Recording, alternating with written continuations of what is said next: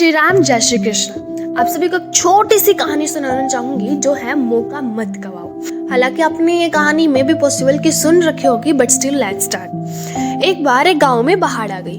बाढ़ आने की वजह से सभी गांववासी परेशान हो गए और इधर उधर भागने लगे। रास्ते में एक संत की कुटिया पड़ती थी। वहीं पर उन्होंने साधु को आवाज लगाई कि साधु महाराज जल्दी आइए, आप डूब जाएंगे।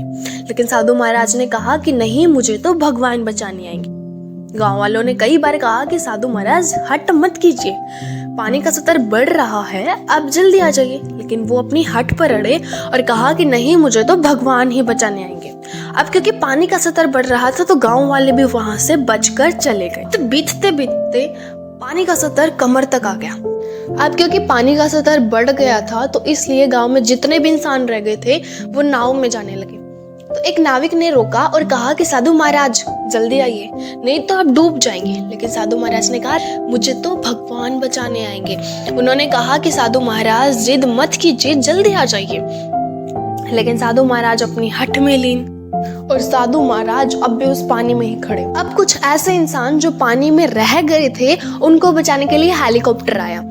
ऊपर से एक रस्सी पड़ी। इंसान ने आकर कहा कि साधु महाराज जल्दी आइए, नहीं तो डूब जाएंगे।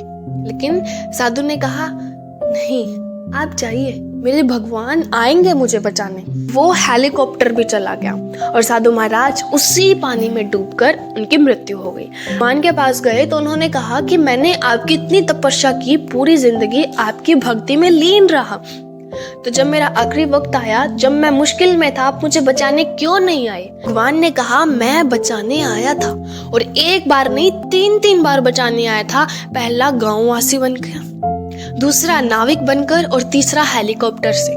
लेकिन तूने हर मौके गवा दिए।